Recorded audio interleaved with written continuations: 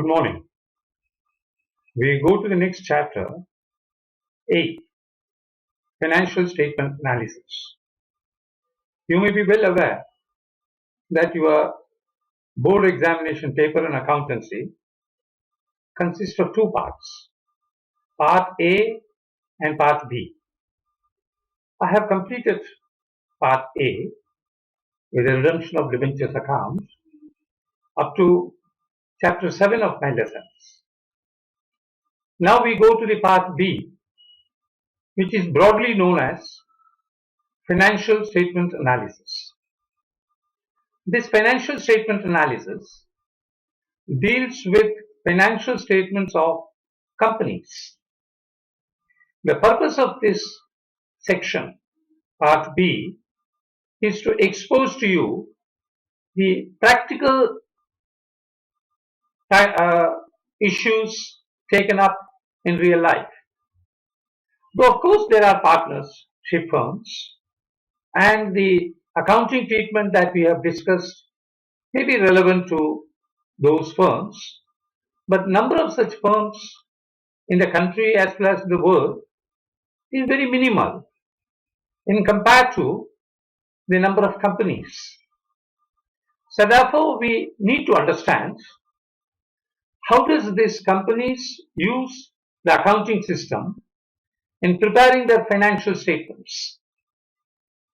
We are going to have a limited exposure of accounting treatment in a prescribed statement known as financial statements. This part B of your question paper is divided into two parts. Unit 3 deals with analysis of financial statements. Understanding the financial statements, trying to know what are the prescribed format for these financial statements in companies, and what are the meanings of various important terms which have been mandated, which have been made mandatory to be shown in the financial statements. One very important thing that you need to understand here is that when we talk about the prescribed format of financial statements, that every company shall follow only that prescribed format. You may be aware that the companies are required to file their financial statements and annual reports with the government, with the authority of the government known as Registrar of Companies. So when the annual report with financial statements are filed with the Registrar of Companies, the financial statements need to be as per the format prescribed in the Companies Act 2013. Now the format prescribed uses certain specific terms. So you need to give information in that prescribed term. I must immediately also remind you that we are not going away from the fundamental principles of accounting. The fundamental concepts of accounting is universal. It's a language, an accounting language. It cannot differ from one unit to another unit, and in fact, it cannot differ from one country to another country. The fundamental concepts like debit, credit, a balance sheet, the profit loss account, the terms you are well aware by now, are universal. What we are discussing is that given these accounting concepts, how companies are required to compile their accounting financial transactional informations. Right? So without compromising the accounting principles, we are trying to understand the financial statement in case of companies. Why we are discussing about companies' financial statements? This is the contemporary modern practices of accounting. Majority of it. So when you go to your graduations, colleges, and for further studies, and ultimately you take up a job, you will see that in most of the places, the accounting systems are as followed in the companies. for majority of the employers are companies all over the world. So therefore, the first point you will have to understand that we are talking about financial statements in relation to companies. You have discussed purely based on accounting concepts. How do you prepare financial statements for any business units in your class 11?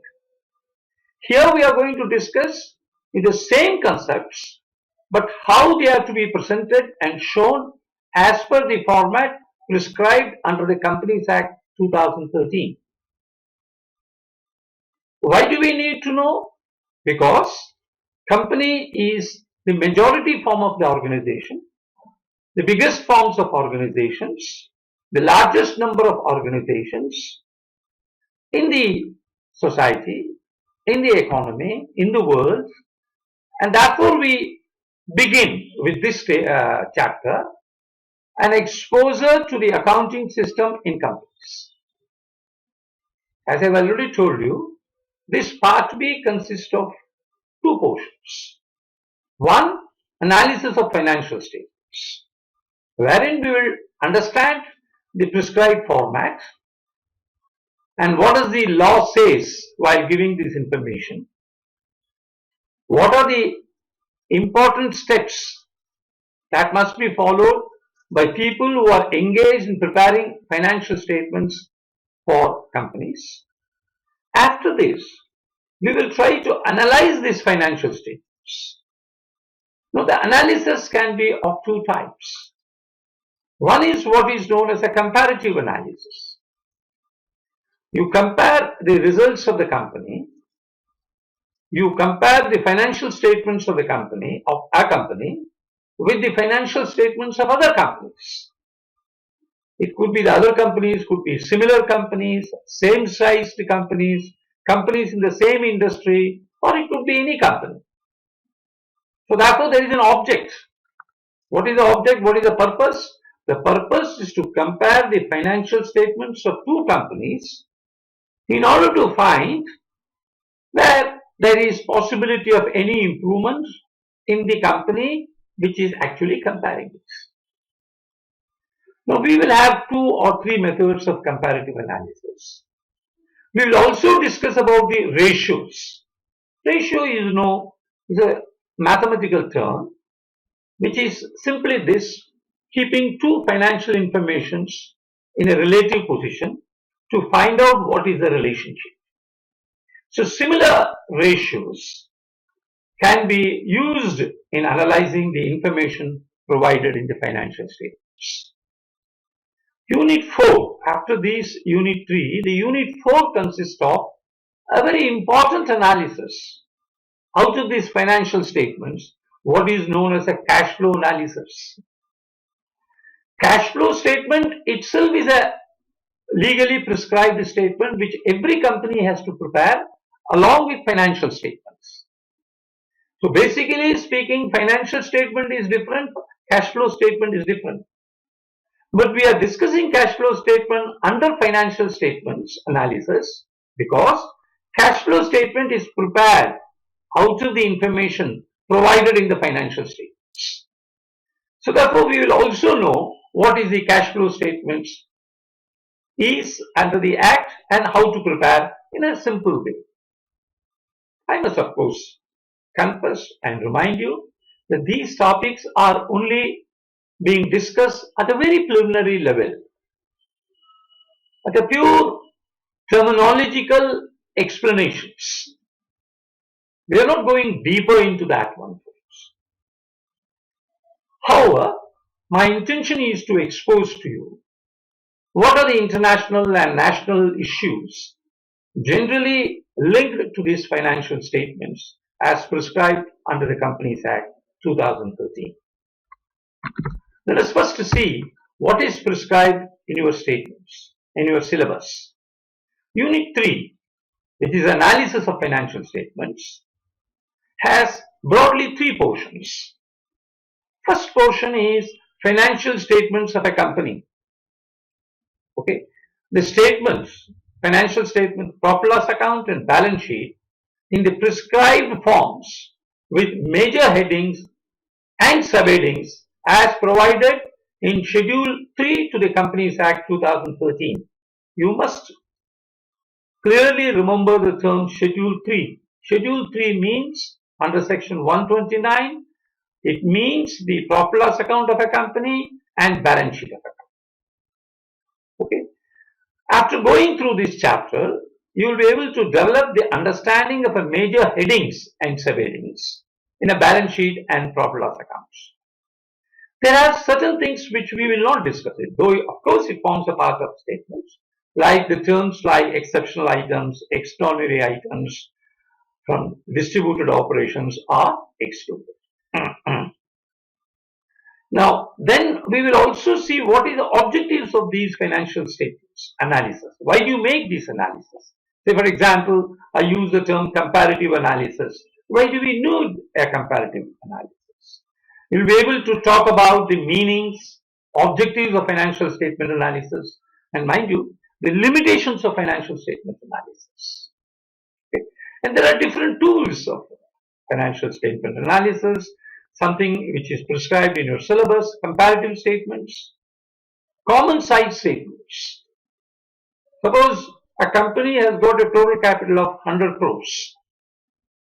There is another company which has a capital of 100 crores, comparing their operations.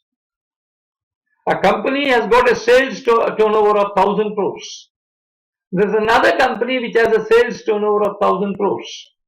Comparing the financial statements of these two types of companies would be known as common size statements. Cash flow analysis, which we shall discuss it separately as I told you, under cash flow statements, and ratio analysis. Simply put, the ratio means a relative analysis of two figures. Say for example, age and income, alright, or the lowest paid employee's income and highest paid employee's income. Lowest paid employee's income is say 20,000. Highest paid employee in a company is say 5 lakhs. So 20,000 over 5 lakhs. What is the ratio? Okay, this is how it will be called as ratios. Now these ratios have certain objectives. What are the different types of ratios? What is the meaning, objectives and significance of different types of ratios? And develop an understanding how to compute those ratios.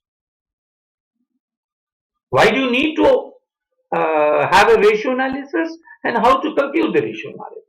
Say for example, you want to understand the efficiency in the usage of the raw materials.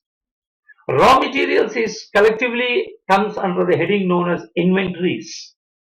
So here you are trying to see the efficiency in the usage of inventories. There are certain ratios which one can study, use it and understand the efficiency parameters in a company.